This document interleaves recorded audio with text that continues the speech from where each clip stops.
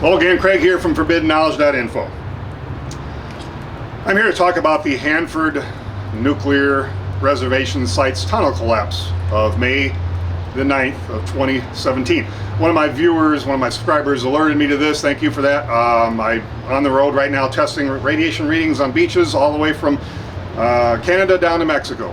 And I wanted to speak about this because I'm sure by now we have hundreds and hundreds of the anti-nuke people putting up videos trying to convince you you're all going to die.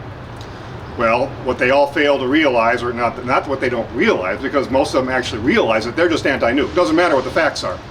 But when you study how radiation travels, you'll know you really don't have to worry about what's happened there at Hanford. Now, Hanford is one of the most, we're talking about Washington State here.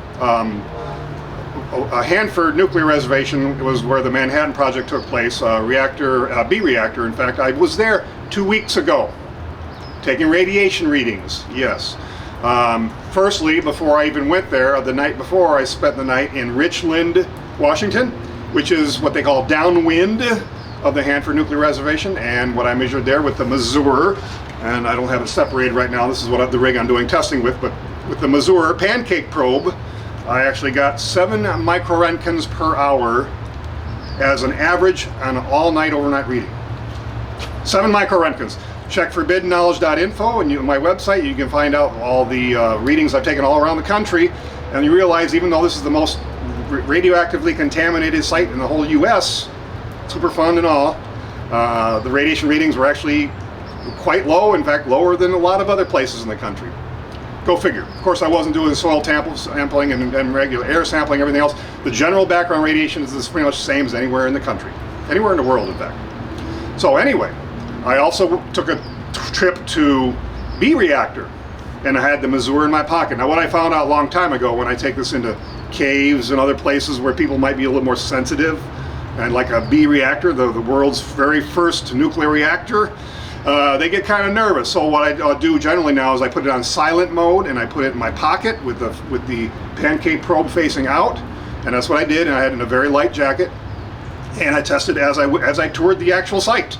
Got on the grounds, toured the site, had it on for the couple hours that I was in there, and I measured 13 microrentkins. Now, at some point, the Geiger counter apparently did go kind of crazy, and I don't know where that was in the plant because, again, I had it in silent mode, hidden in my pocket. Even though there's nothing in the rules saying you couldn't bring a Geiger counter in, they get really nervous about it a lot of times. And here I am on a formerly top secret government facility. In any event, I got 13 microrentkins being in there that 2-hour time frame that I was in for the B reactor, the very first nuclear reactor in the world. So, am I afraid of what's going on in Hanford? No, I'm not. And am I afraid of this tunnel collapse? Well, the tunnel collapse, no. And they've got a problem there. They're still trying to clean it up. They'll be cleaning it up for decades. I have no doubt about that. Is it a danger to the public? Apparently not. As far as a tunnel collapse where some railroad cars were storing nuclear waste, and I wasn't allowed to go there, that would be an off-limits place, so I couldn't test. It's underground. Do you understand about how alpha, beta, gamma, X-ray, you don't understand how radiation travels, all you anti-nukes out there producing fear porn videos? It's underground. It's buried. That's a blocking for alpha, beta, gamma, and X-ray. Okay, so a tunnel collapse with some nuclear radioactive waste in it. Okay, it's still buried. So how is this a huge, you're all gonna die event? Again, I was there 2 weeks ago. I'm not gonna go back there again specifically for the Fuku trolls out there who like to pretend we're all gonna die from everything nuclear. But I'm not concerned about it at all. And anybody posting all kinds of crap on YouTube right now as I speak, because I'm gonna try to get this video out right away, it happened yesterday sometime. Well, this is 1 in 100, isn't it? All the rest are fear porn. Try to convince you because they have an agenda with the narrative. They're either trying to get hits on their YouTube channel to make money, they have a book, it's out, or they're very anti-nuke, there's something else going behind it. On this channel you get the truth, you don't get the fear porn. If things are bad, I'll tell you they're bad.